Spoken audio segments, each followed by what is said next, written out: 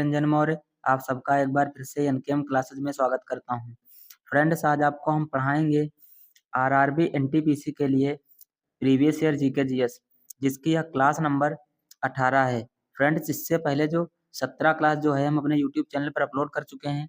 अगर आपने वह वीडियो नहीं देखी है तो आप मेरे चैनल पर जाइए और सभी वीडियो देख लीजिए, क्योंकि परीक्षा में प्रश्न यहाँ से आपको देखने को अवश्य मिलेंगे। तो फ्रेंड्स, आइए बिना टाइम वेस्ट किए शुरू करते हैं। पहला क्वेश्चन है, भारत का सबसे नया नाभिकीय ऊर्जा संयंत्र कौन सा है? तो सही आंसर हो जाएगा ऑप्शन नंबर 2, कुंडनकुलम। कौन सा? कुंडनकुलम जो है यह नाभिकीय ऊर्जा संयंत्र जो है यह भारत का सबसे नया नाभिकीय ऊर्जा संयंत्र है। अब इस क्वेश्चन के साथ में हम भारत के सभी परमाणु ऊर्जा संयंत्र डिस्कस करेंगे, जो आपकी परीक्षा की दृष्टि से बहुत ही महत्वपूर्ण है। तो आइए एक एक करके देखते हैं। अगर आपसे पूछ ले कि तारापुर परमाणु ऊर्जा संयंत्र जो है यह कहाँ पर है, तो यह तुम्हारा हो जाएगा महाराष्ट्र में। अगर पूछ ले यह कब लगा था, तो यह लगा था 1969 में, और यह जो है भारत का प्रथम परमाणु ऊर्जा संयंत्र है। और यह जो लगा था यह अमेरिका की सहायता से लगा था। किसकी सहायता से? अमेरिका की सहायता से। ये भी पूछा जाता है कि भारत का पहला परमाणु ऊर्जा संयंत्र जो है यह किसकी सहायता से लगा था, तो यह तुम्हारा अमेरिका की सहायता से लगा था। अगर आपसे पूछ ले कि कलपक्कम परमाणु ऊर्जा संयंत्र जो है यह कहाँ पर है, तो यह तुम्हारा तमिलनाडु में हो जाएगा। और यह कब लगा था, अगर पूछ ले तो 1984 में लगा था। कब लगा था? 1984 में। अगर आपसे पूछ ले कि कैगा परमाणु ऊर्जा संयंत्र जो है यह कहाँ पर है, तो यह तुम्हारा तमिलनाडु में हो जाएगा। और यह 2000 में लगा था। कब लगा था? 2000 में। अगर आपसे पूछ ले कि नरौरा परमाणु ऊर्जा संयंत्र जो है यह कहाँ पर है, यह उत्तर प्रदेश में है। और कब लगा था? यह 1991 में लगा था। कब लगा था? 1991 में। अगर आपसे पूछ ले कि काकरापार परमाणु ऊर्जा संयंत्र जो है यह कहाँ पर है, तो यह गुजरात में हो जाएगा। और अगर पूछ लिया कब लगा था, तो 1993 में लगा था। कब लगा था? 1993 में। अगर आपसे पूछ ले राजस्थान परमाणु ऊर्जा संयंत्र जो है यह कहाँ पर है, तो यह तुम्हारा हो जाएगा कोटा राजस्थान में। कहाँ पर हो जाएगा? कोटा राजस्थान में। और अगर आपसे पूछ ले यह कब लगा था, तो 1973 में लगा था। कब लगा था? 1973 में। नेक्स्ट है कुडनकुलम नाभिकीय ऊर्जा संयंत्र। यह कहाँ पर है? यह तुम्हारा तमिलनाडु में हो जाएगा। और जो है यह 2013 में लगा था। कब लगा था? 2013 में। यह सबसे नवीनतम जो है तुम्हारा परमाणु ऊर्जा संयंत्र है। और यह जो है पूछा गया है किसकी सहायता से लगा था, तो यह तुम्हारा रूस की सहायता से लगा था। और भारत का सबसे नया परमाणु ऊर्जा संयंत्र भी है। अगर इसकी क्षमता पूछ ले तो इसकी जो क्षमता है 2000 मेगावाट है। और यह भारत का सबसे बड़ा परमाणु ऊर्जा संयंत्र भी है। ये भी क्वेश्चन पूछा गया है कि भारत का सबसे बड़ा परमाणु ऊर्जा संयंत्र कौन सा है, तो यह तुम्हारा हो जाएगा कुडनकुलम नाभिकीय ऊर्जा संयंत्र। नेक्स्ट क्वेश्चन है, भारत रत्न का प्रावधान कब पेश किया गया था? तो इसका सही आंसर हो जाएगा यहाँ पर जो है आप लोग जो है इसका सही आंसर कर लीजिए 1954। कब हो जाएगा? 1954। इसका सही आंसर हो जाएगा 1954। 1954 जो है उस समय भारत के राष्ट्रपति थे डॉक्टर राजेंद्र प्रसाद। कौन थे? डॉक्टर राजेंद्र प्रसाद। उन्होंने जो है भारत रत्न का प्रावधान जो है पेश किया था। अब इस क्वेश्चन के साथ में हम भारत रत्न से संबंधित जितने भी एक्स्ट्रा फैक्ट बन सकते हैं उन सबको डिस्कस करेंगे, ताकि आपकी परीक्षा में कोई भी प्रश्न अगर यहाँ से आए तो गलत ना हो सके। अगर आपसे पूछ ले कि भारत रत्न की स्थापना कब हुई थी, तो इसकी स्थापना हुई थी 2 जनवरी 1954 को। कब हुई थी? 2 जनवरी 1954 को। अगर आपसे पूछ ले कि यह एक वर्ष में अधिकतम कितने लोगों को दिया जा सकता है, तो यह एक वर्ष में अधिकतम जो है 3 लोगों को दिया जा सकता है। कितने लोगों को? 3 लोगों को। और यह जो है भारत का सर्वोच्च नागरिक सम्मान भी है।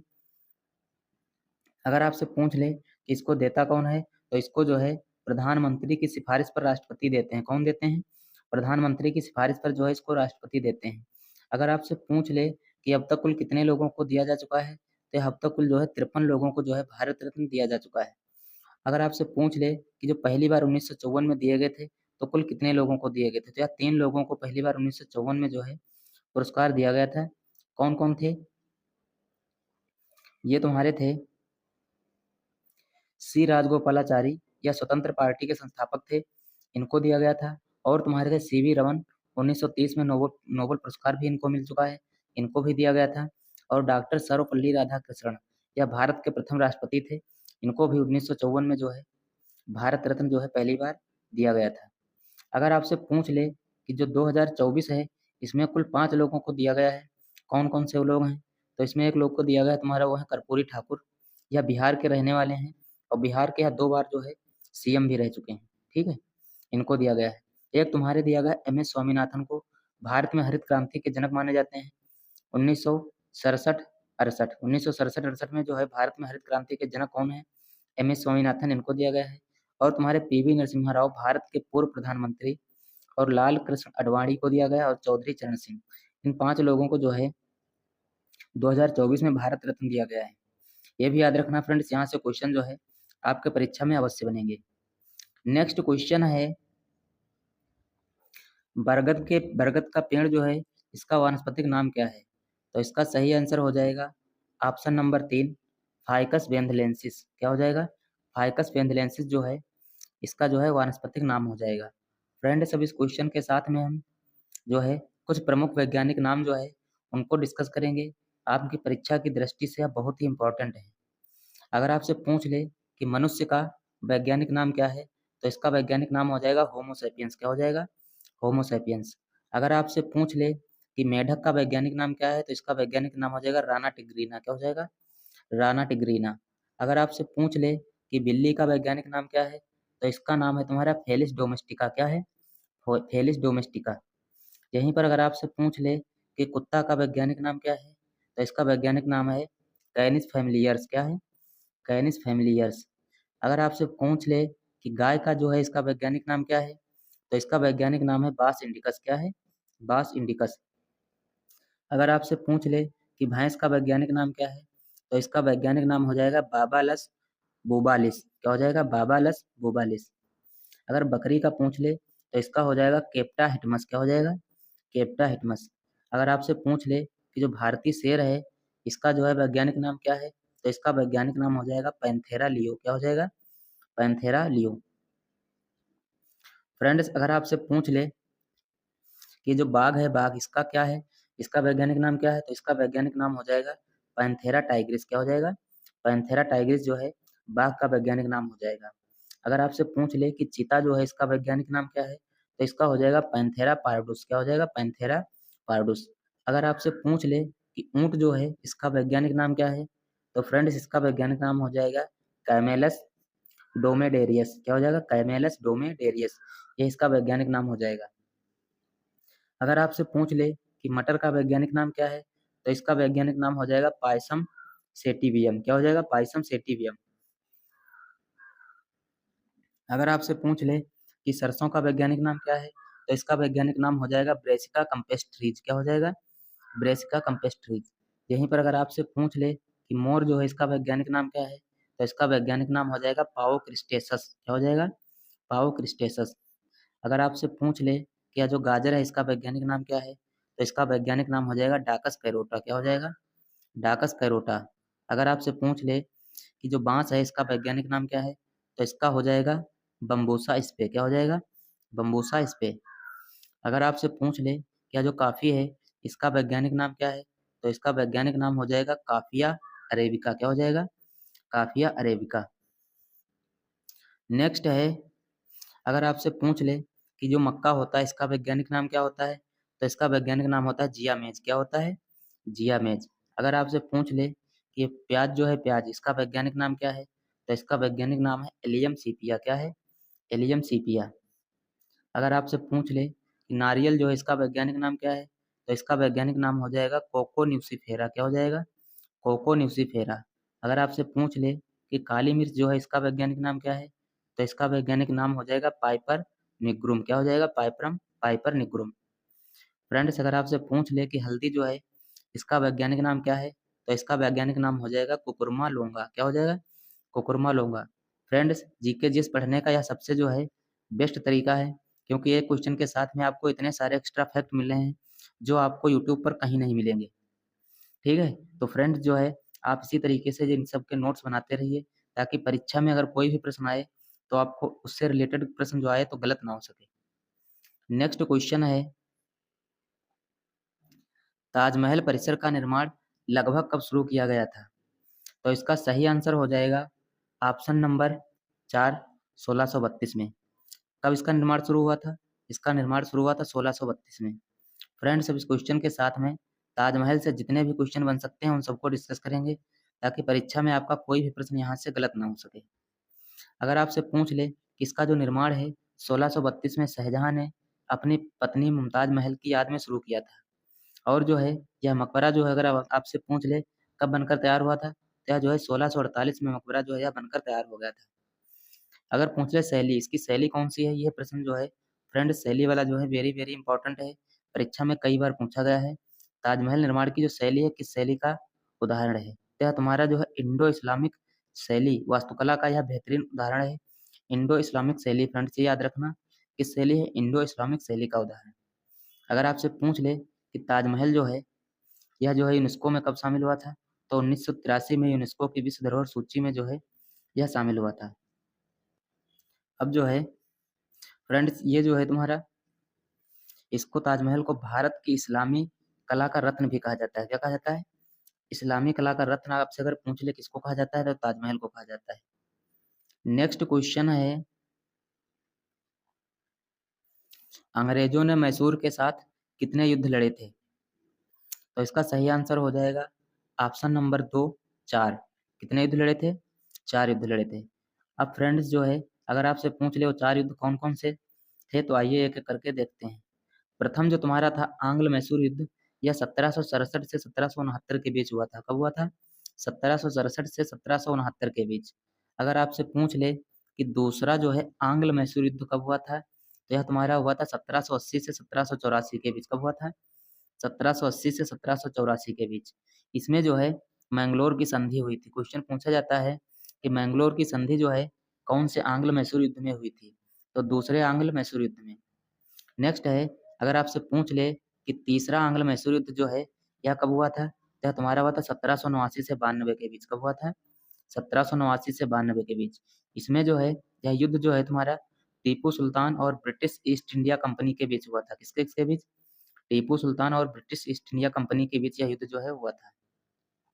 अगर आपसे पूछ ले कि जो फोर्थ आंग्ल मैसूर युद्ध है यह कब हुआ था, तो 1798-99 के बीच हुआ था।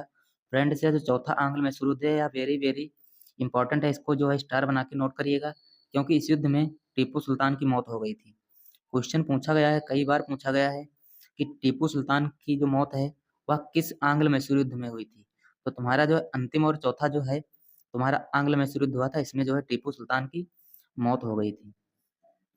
नेक्स्ट क्वेश्चन है, आर के नारायण का इनमें से पहला उपन्यास कौन सा है, तो इसका सही आंसर हो जाएगा option number 3, Swami and friends. क्या हो जाएगा, स्वामी एंड फ्रेंड्स। यह जो है आर के नारायण का पहला उपन्यास है। फ्रेंड्स अब इस क्वेश्चन के साथ में हम आर के नारायण की कुछ पुस्तकें हैं उनके बारे में डिस्कस करेंगे। जो ये पुस्तकें हैं फ्रेंड्स यह बार बार परीक्षा में पूछी जाती हैं और कई बार जो है परीक्षा में पूछी गई हैं। आप लोग जो है इनको नोट कर लीजिए, क्योंकि क्वेश्चन यहाँ से परीक्षा में आते रहते हैं। अगर आपसे पूछ लें इनकी एक पुस्तक है स्वामी एंड फ्रेंड्स, यह जो है पहली, यह जो है कब लॉन्च हुई थी, यह 1935 में जो है लॉन्च हुई थी। कब लिखा था, 1935 में। एक इनकी पुस्तक है उसका नाम है द बैचलर ऑफ आर्ट्स। कौन सी पुस्तक है, द बैचलर ऑफ आर्ट्स। ये भी वेरी वेरी इंपॉर्टेंट पुस्तक है। यह 1937 में लॉन्च हुई थी। कब लॉन्च हुई थी, 1937 में। एक इनकी पुस्तक है द डार्क रूम। कौन सी, द डार्क रूम। यह 1938 में लॉन्च हुई थी।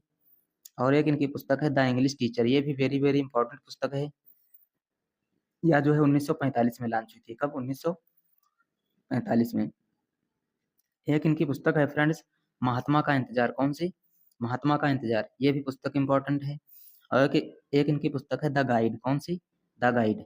और एक इनकी पुस्तक है मालगुडी का आदमखोर। ये भी पुस्तक इंपॉर्टेंट है, परीक्षा में एक बार पूछी जा चुकी है। फ्रेंड्स ये जो है उस समय के इंग्लिश के उपन्यासकार जो थे ये बहुत ही महत्वपूर्ण थे, क्योंकि जो है ये जो है बहुत अच्छी अच्छी पुस्तकें लिखी हैं। नेक्स्ट क्वेश्चन है, दहेज प्रतिषेध अधिनियम कब लागू किया गया था, तो इसका सही आंसर हो जाएगा यहाँ पर जो है इसको 1862 काट करके 1900 जो है 62 काट करके इसको 1961 कर लीजिए। दहेज प्रतिषेध अधिनियम जो है फ्रेंड्स 1961 में जो है लागू हुआ था। ये भी याद रखा, 1961 में लागू हुआ था। नेक्स्ट क्वेश्चन है, कंप्यूटर फील्ड में OLE का विस्तार क्या है, यानी इसकी जो है फुल फॉर्म पूछी गई है। क्या पूछी गई है, इसकी फुल फॉर्म पूछी गई है। तो इसका सही आंसर हो जाएगा option number 3, object linking and embedding. क्या हो जाएगा, ऑब्जेक्ट लिंकिंग एंड एम्बेडिंग जो है इसकी फुल फॉर्म हो जाएगी। फ्रेंड्स अब इस क्वेश्चन के साथ में हम कंप्यूटर से संबंधित कुछ महत्वपूर्ण जो है फुल फॉर्म के बारे में डिस्कस करेंगे। तो आइए एक एक करके देखते हैं। अगर आपसे पूछ ले HTTP जो है इसकी फुल फॉर्म क्या होती है, तो इसकी फुल फॉर्म होती है हाइपर टेक्स्ट ट्रांसफर प्रोटोकॉल। क्या होती है? Hyper text transfer protocol. Next है तुम्हारी USB। कौन सी? USB। अगर इसकी फुल फॉर्म पूछ ले तो तुम्हारी हो जाएगी यूनिवर्सल सीरियल बस। क्या हो जाएगी? यूनिवर्सल सीरियल बस। नेक्स्ट है PNG। इसकी फुल फॉर्म हो जाएगी पोर्टेबल नेटवर्क ग्राफिक्स। क्या हो जाएगी? Portable network graphics. नेक्स्ट है PDF। इसकी फुल फॉर्म हो जाएगी पोर्टेबल डॉक्यूमेंट फॉर्मेट। क्या हो जाएगी? Portable document format. नेक्स्ट है वाईफाई। इसकी फुल फॉर्म हो जाएगी वायरलेस फिडिलिटी। क्या हो जाएगी? Wireless fidelity. नेक्स्ट है FM। कौन सा? FM। इसकी फुल फॉर्म हो जाएगी फ्रीक्वेंसी मॉड्यूलेशन। क्या हो जाएगी? Frequency modulation. नेक्स्ट है OMR। कौन सी? OMR। इसकी फुल फॉर्म हो जाएगी ऑप्टिकल मार्क रीडर। क्या हो जाएगी? ऑप्टिकल मार्क रीडर या फिर रिकॉग्नाइजेशन भी इसको कहते हैं। क्या कहते हैं? रिकॉग्नाइजेशन। नेक्स्ट है मॉडेम। क्या है? मॉडेम। अगर इसकी फुल फॉर्म पूछ ले तो इसकी फुल फॉर्म हो जाएगी मॉड्यूलेटर एंड डीमॉड्यूलेटर। क्या हो जाएगी? Modulator and demodulator. नेक्स्ट है JPEG। अगर इसकी फुल फॉर्म आपसे पूछ ले तो इसकी फुल फॉर्म हो जाएगी ज्वाइंट फोटो एक्सपर्ट ग्रुप। क्या हो जाएगी? Joint photo expert group. Next है URL। क्या है? URL। अगर इसकी फुल फॉर्म पूछ ले तो इसकी फुल फॉर्म हो जाएगी यूनिफॉर्म रिसोर्स लोकेटर। क्या हो जाएगी? Uniform resource locator. Next question है स्वच्छ भारत मिशन अभियान जो है यह कब शुरू किया गया था? तो इसका सही आंसर हो जाएगा ऑप्शन नंबर 4, 2 अक्टूबर 2014 को। कब शुरू हुआ था? 2 अक्टूबर 2014 को जो है स्वच्छ भारत अभियान शुरू हुआ था। अब जो है अगर आपसे पूछ ले इसको जो है किसने शुरुआत किया था, तो इसकी शुरुआत जो है भारत के प्रधानमंत्री श्री नरेंद्र मोदी ने 2 अक्टूबर 2014 को इसकी शुरुआत की थी। इसका मुख्य उद्देश्य था भारत को खुले में शौच से मुक्त करना। क्या उद्देश्य था? भारत को खुले में शौच से मुक्त करना। अब केंद्र सरकार की जो है प्रमुख योजनाओं के बारे में डिस्कस करेंगे। परीक्षा में यहाँ से बहुत बार प्रश्न जो है आते रहते हैं। अगर आपसे पूछ ले कि प्रधानमंत्री जन धन योजना जो है इसकी घोषणा कब हुई थी, तो इसकी घोषणा हुई थी 15 अगस्त 2014 को लाल किले की प्राचीर से प्रधानमंत्री द्वारा। ठीक है, इनके द्वारा जो है इसकी घोषणा हुई थी। अगर पूछ ले आपसे इसका प्रारंभ कब हुआ था, तो इसका प्रारंभ हुआ था 28 अगस्त 2014 को। कब हुआ था? 28 अगस्त 2014 को। और जो है यह योजना जो है तुम्हारी वित्तीय समायोजन की सबसे बड़ी योजना है। विश्व की सबसे बड़ी योजना वित्तीय समायोजन की कौन सी है? प्रधानमंत्री जन धन योजना। कई बार क्वेश्चन पूछा गया है कि विश्व की वित्तीय समायोजन की सबसे बड़ी योजना कौन सी है, तो तुम्हारी हो जाएगी प्रधानमंत्री जन धन योजना। नेक्स्ट है प्रधानमंत्री कृषि सिंचाई योजना।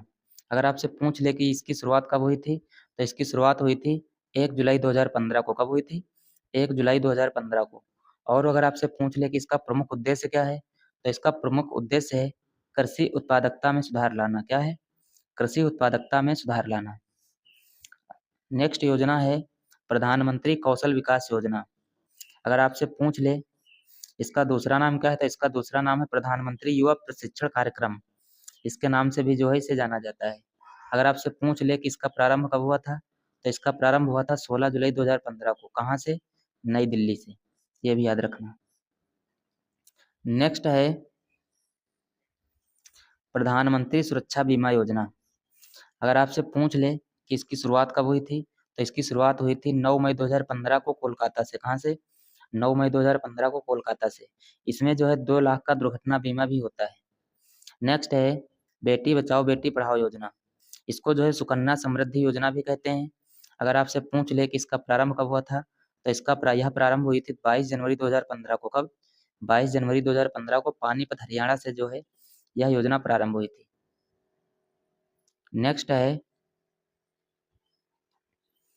इलेक्ट्रॉनिक्स जो है इलेक्ट्रॉनिक्स रूप से सामान जो खरीदना या बेचना किस नाम से जाना जाता है, तो इसका सही आंसर हो जाएगा option number 2, e commerce. E commerce जो है इलेक्ट्रॉनिक रूप से जो सामान खरीदना या बेचना है जो है इस नाम से जाना जाता है, ई कॉमर्स के नाम से। नेक्स्ट क्वेश्चन है, स्वर्णिम चतुर्भुज योजना का शुभारंभ किसने किया था? तो इसका सही आंसर हो जाएगा ऑप्शन नंबर 1, श्री अटल बिहारी वाजपेयी। किसने शुरू किया था? श्री अटल बिहारी वाजपेयी जो हैं, इन्होंने इसको 2001 में जो है इस योजना को शुरू किया था। ठीक है, अब इस क्वेश्चन के साथ में जितने भी एक्स्ट्रा फैक्ट बन सकते हैं उन सबको डिस्कस करेंगे। तो आइए देखते हैं। इसकी शुरुआत जो है 2001 को श्री अटल बिहारी वाजपेयी द्वारा इसकी जो है शुरुआत हुई थी। यह परियोजना जो है भारत की सबसे बड़ी तथा विश्व की 5वीं सबसे बड़ी परियोजना है, राजमार्ग परियोजना है। फ्रेंड्स, क्वेश्चन ये भी पूछा गया है, भारत की सबसे बड़ी राजमार्ग परियोजना कौन सी है? तो आपको लगाना है स्वर्णिम चतुर्भुज योजना। इसका प्रमुख उद्देश्य भारत के 4 बड़े शहरों दिल्ली, कोलकाता, चेन्नई और मुंबई को आपस में जोड़ना। ये जो है इसका प्रमुख उद्देश्य है। नेक्स्ट क्वेश्चन है, व्यपगत का सिद्धांत जो है की नीति किसने तैयार की थी? तो इसका सही आंसर हो जाएगा ऑप्शन नंबर 4, लॉर्ड डलहौजी। यह जो डलहौजी है, इसने व्यपगत के सिद्धांत जो है इसने शुरू किया था। अब इस क्वेश्चन के साथ में डलहौजी से जितने भी एक्स्ट्रा फैक्ट बन सकते हैं उन सबको हम डिस्कस करेंगे। अगर आपसे पूछ ले कि लॉर्ड डलहौजी जो है व्यपगत सिद्धांत के तहत हड़पने वाला प्रथम शहर कौन सा था? तो तुम्हारा सतारा था। कौन था? सतारा। तथा अंतिम शहर अगर पूछ ले तो तुम्हारा अवध था। 1856 में जो है इस पर कुशासन का आरोप लगाकर जो है इसको हड़प लिया था। ठीक है, प्रथम शहर सतारा याद रखना, और अंतिम शहर 1856 में कुशासन का आरोप लगाकर जो इसको हड़प लिया था। और इसी के कार्यकाल में 16 अप्रैल 1853 को भारत में पहली बार जो है रेल सेवा प्रारंभ हुई थी। और इसी के कार्यकाल में डाकघर अधिनियम आया था 1854 में। कब आया था? 1854 में। और जो है इसी ने जो है ग्रीष्मकालीन राजधानी शिमला बनाया था। किसने? डलहौजी ने। ठीक है, ये भी याद रखना। नेक्स्ट क्वेश्चन है, सेवा क्षेत्र किसी अर्थव्यवस्था के किस क्षेत्र का हिस्सा है? तो इसका सही आंसर हो जाएगा ऑप्शन नंबर 3, तृतीय क्षेत्र का हिस्सा। किसका? सेवा क्षेत्र जो तुम्हारा है यह अर्थव्यवस्था में तृतीय क्षेत्र के अंतर्गत आता है। अब इस क्वेश्चन के साथ में हम जितने भी तुम्हारे अर्थव्यवस्था में क्षेत्र आते हैं उन सबको डिस्कस करेंगे। अगर आपसे पूछ ले कि प्राथमिक क्षेत्र के अंतर्गत कौन कौन सी चीज आती है, तो इसमें तुम्हारा आता है कृषि एवं संबंध क्षेत्र तथा लकड़ी काटना। क्वेश्चन पूछा गया है लकड़ी काटना जो है यह किस क्षेत्र के अंतर्गत आता है? तो तुम्हारा आ जाएगा प्राथमिक क्षेत्र के अंतर्गत। अगर आपसे पूछ ले कि द्वितीय क्षेत्र के अंतर्गत कौन कौन सी जाती है, तो इसमें तुम्हारा निर्माण एवं विनिर्माण वाली जितनी भी चीजें हैं ये तुम्हारे द्वितीय क्षेत्र के अंतर्गत आती हैं। फ्रेंड्स, अगर आपसे पूछ ले कि तृतीय क्षेत्र के अंतर्गत कौन कौन सी चीजें आती हैं, ये वेरी वेरी इंपॉर्टेंट है, क्वेश्चन सबसे ज्यादा यहीं से बनते हैं। इसमें तुम्हारा बैंकिंग आता है, बीमा आता है, शिक्षा होगा, चिकित्सा होगा, पर्यटन और सेवा क्षेत्र। या जो सेवा क्षेत्र है ये कई बार पूछा गया है, सेवा क्षेत्र जो है किस क्षेत्र के अंतर्गत आता है? तो इसको लगाना तृतीय क्षेत्र के अंतर्गत। ठीक है, नेक्स्ट क्वेश्चन है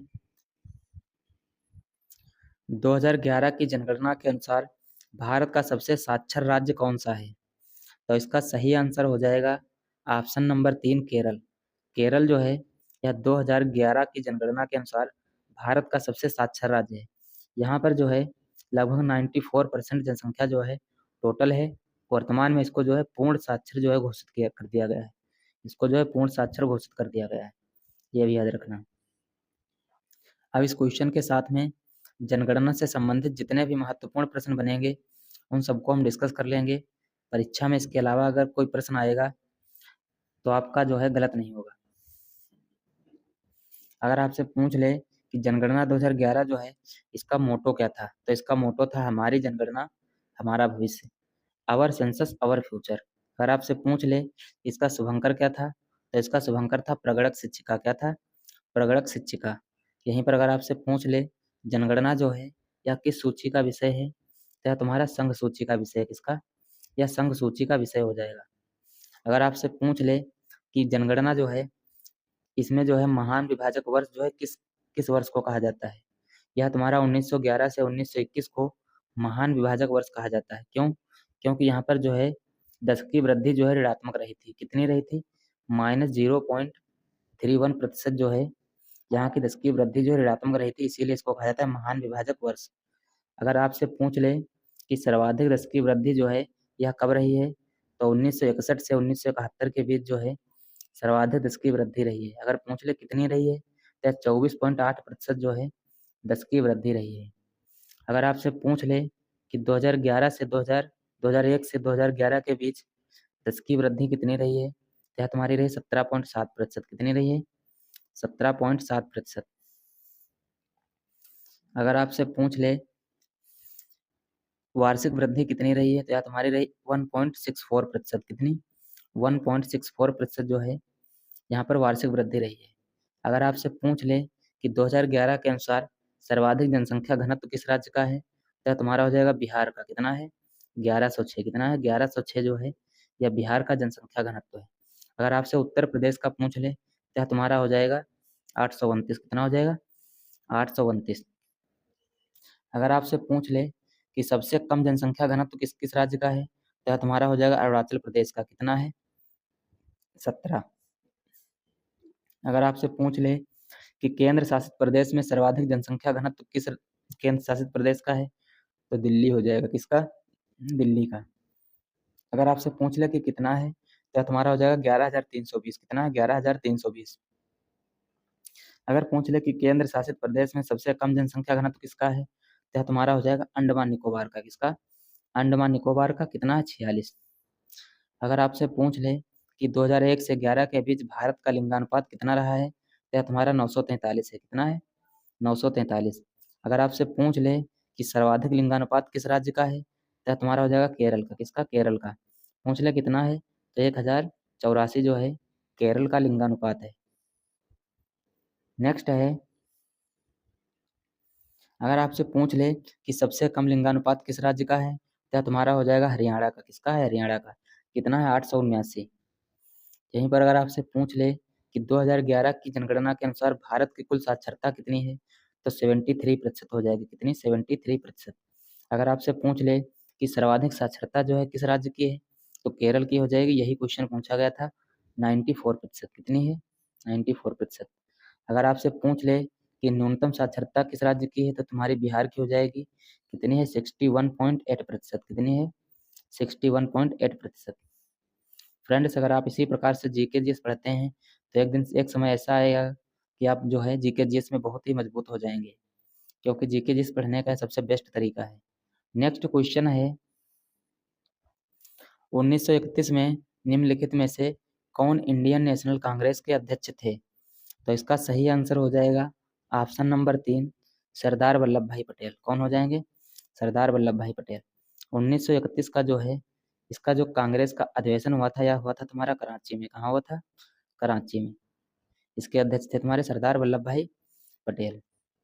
फ्रेंड्स, अब इस क्वेश्चन के साथ में हम भारतीय राष्ट्रीय कांग्रेस के कुछ प्रमुख अधिवेशन और उनके अध्यक्ष के बारे में डिस्कस करेंगे, जो परीक्षा में बार बार पूछे जाते हैं। अगर आपसे पूछ ले कि 1924 का जो है कांग्रेस का अधिवेशन कहाँ हुआ था, तो तुम्हारा बेलगांव कर्नाटक में हुआ था। कहाँ हुआ था? बेलगांव कर्नाटक में। इसमें जो है महात्मा गांधी जो है इसके अध्यक्ष बने थे, और महात्मा गांधी जो है जितने भी कांग्रेस के अध्यक्ष हुए हैं उनमें मात्र एक बार ही अध्यक्ष बने हैं, बेलगांव कर्नाटक में। इसीलिए इम्पोर्टेंट है, परीक्षा में पूछा भी गया है। अगर आपसे पूछ ले कि 1917 का अधिवेशन कहाँ हुआ था, तो तुम्हारा हुआ था कलकत्ता में। कहाँ हुआ था? कलकत्ता में। और यह इम्पोर्टेंट क्यों है? क्योंकि इसमें जो है प्रथम महिला अध्यक्ष बनी थी एनी बेसेंट। कौन बनी थी? एनी बेसेंट जो है यह प्रथम महिला अध्यक्ष थी।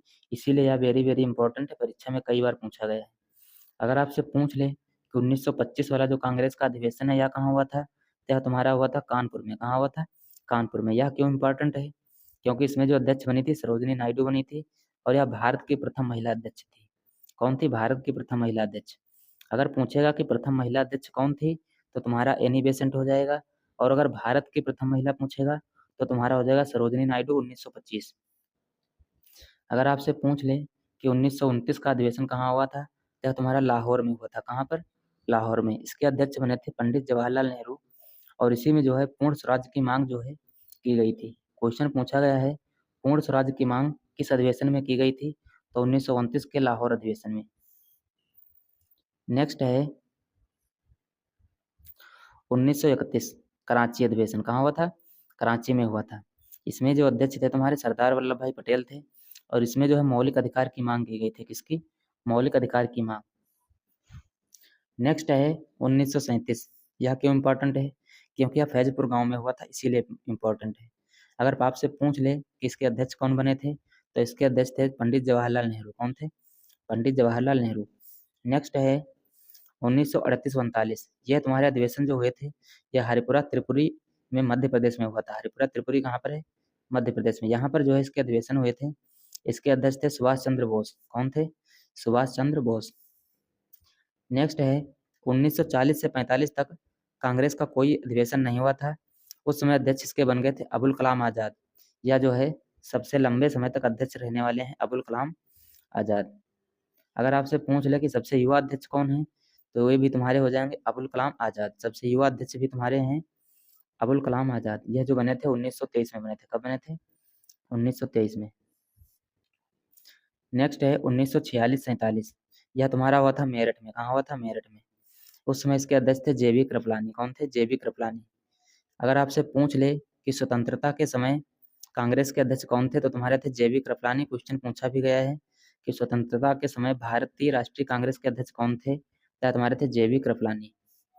1948 में कहाँ हुआ था? यह तुम्हारा जयपुर अधिवेशन हुआ था, और इस समय इसके अध्यक्ष थे पट्टाभी सीतारमैया। यह क्वेश्चन पूछा गया है कि स्वतंत्रता के बाद भारतीय राष्ट्रीय कांग्रेस के पहले अध्यक्ष कौन थे, या तुम्हारे थे पट्टाभी सीतारमैया। नेक्स्ट क्वेश्चन है भारतीय राष्ट्रीय कांग्रेस का पहला अधिवेशन कब आयोजित किया गया था? तो इसका सही आंसर हो जाएगा दिसंबर 1885। कब हुआ था? दिसंबर 1885 में जो है इसका जो है पहला अधिवेशन हुआ था। अगर इसकी पूछ ले इसकी जो स्थापना कब हुई थी, तो स्थापना भी 1985 में हुई थी ए.ओ. ह्यूम की अध्यक्षता में। किसकी? ए.ओ. ह्यूम। ठीक है, इनकी अध्यक्षता में जो है इसकी स्थापना हुई थी। नेक्स्ट क्वेश्चन है बेटी बचाओ बेटी पढ़ाओ योजना किस वर्ष शुरू हुई थी? तो इसका सही आंसर हो जाएगा ऑप्शन नंबर 3, 2015 में। कब शुरू हुई थी? 2015 में। अब इस क्वेश्चन के साथ में हम भारत की कुछ प्रमुख योजनाएं जो हैं उनको डिस्कस करेंगे। तो आइए एक एक करके देखते हैं। अगर आपसे पूछ ले कि इस योजना को जो है प्रधानमंत्री मोदी ने 22 जनवरी 2015 को शुरू किया था, कहाँ से शुरू किया था? तो पानीपत हरियाणा से शुरू किया था। कहाँ से? पानीपत हरियाणा से।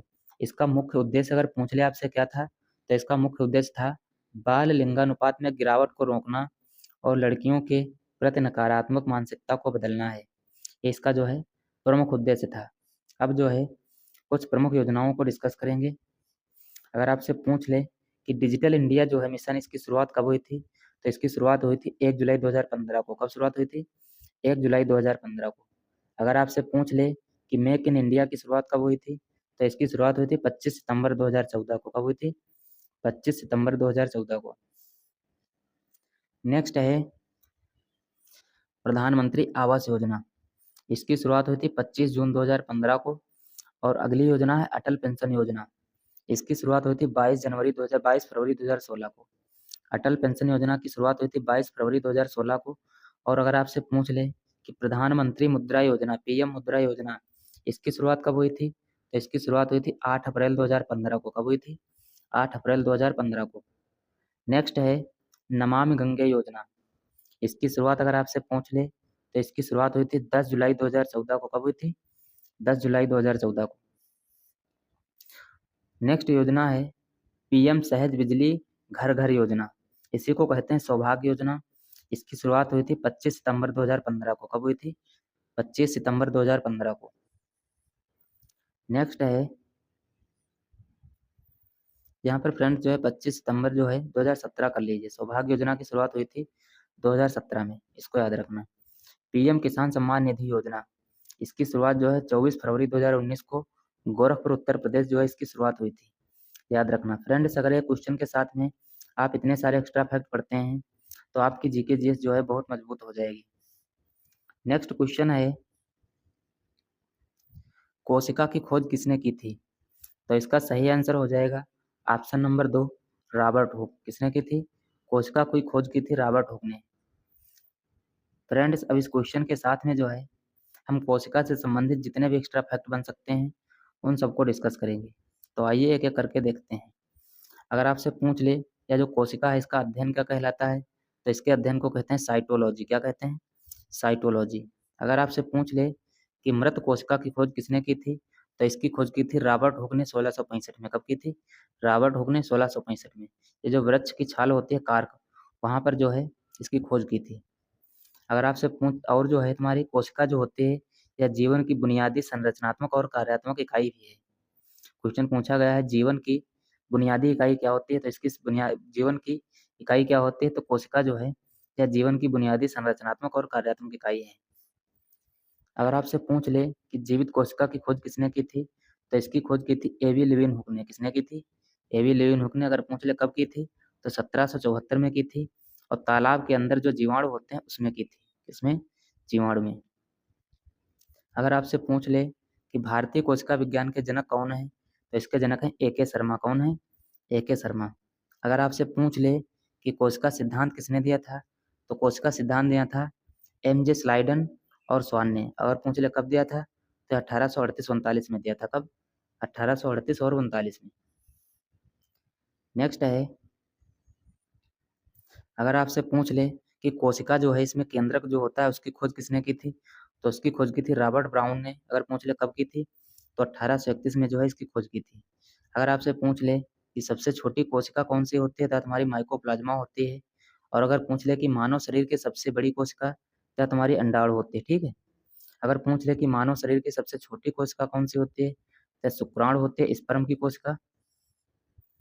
और अगर आपसे पूछ ले कि मानव शरीर की सबसे लंबी कोशिका कौन होती है, तो तुम्हारी न्यूरॉन होती है, तंत्रिका तंत्र की कोशिका। कौन सी? न्यूरॉन जो है तंत्रिका तंत्र की कोशिका होती है। नेक्स्ट क्वेश्चन है, नोबेल पुरस्कार जो है यह कितनी श्रेणियों में दिया जाता है? ठीक है, यह कितनी श्रेणियां हैं? तो इसका सही आंसर हो जाएगा ऑप्शन नंबर 1, 6 श्रेणियां। कितनी श्रेणियां हैं? 6 श्रेणियां। अगर आपसे पूछ ले वह श्रेणियां कौन कौन सी हैं, तो आइए एक एक करके डिस्कस करते हैं। अगर आपसे पूछ ले कि नोबेल पुरस्कार जो है इसकी स्थापना किसने की थी, तो इसकी स्थापना की थी अल्फ्रेड नोबेल ने। कहाँ के रहने वाले थे? स्वीडन के। इसकी शुरुआत अगर आपसे पूछ ले कब हुई थी, तो 1901 से जो है इसकी शुरुआत हुई थी। हालांकि इसकी स्थापना जो है 1900 में हो गई थी। कब हुई थी? 1900 में। लेकिन पहली बार जो है यह पुरस्कार 1901 में दिए गए थे। यह प्रारंभ में जो शुरुआत हुई थी तो 5 क्षेत्रों में दिए जाते थे। कौन कौन से क्षेत्र थे? वह तुम्हारे भौतिक था, रसायन था, चिकित्सा, साहित्य और शांति। इन 5 क्षेत्रों में जो है प्रारंभ में दिए जाते थे। अगर आपसे पूछ लिया पुरस्कार जो है कहाँ कहाँ दिए जाते हैं, तो भौतिक, रसायन, चिकित्सा, साहित्य, या तुम्हारे स्वीडन की राजधानी स्टॉकहोम में दिए जाते हैं। अगर आपसे पूछ ले कि शांति वाला पुरस्कार जो है या कहाँ दिया जाता है, तो या तुम्हारा नॉर्वे की राजधानी ओस्लो में दिया जाता है। कहाँ पर? नॉर्वे की राजधानी ओस्लो में। अगर आपसे पूछ ले कि जो तुम्हारा छठा जो है यह कब प्रारंभ हुआ था, तो जो है तुम्हारा 1969 में पहली बार जो है दिया गया था। कब दिया गया था? 1969 में। वर्तमान में जो है 6 श्रेणियों में दिए जाते हैं, ये भी याद रखना। नेक्स्ट क्वेश्चन है, लक्षद्वीप समूह और अंडमान निकोबार द्वीप समूह के समुद्र तट सहित भारत की लगभग कुल लंबाई क्या है? तो इसका सही आंसर हो जाएगा ऑप्शन नंबर 1, 7517 किलोमीटर। कितना? 7517 किलोमीटर।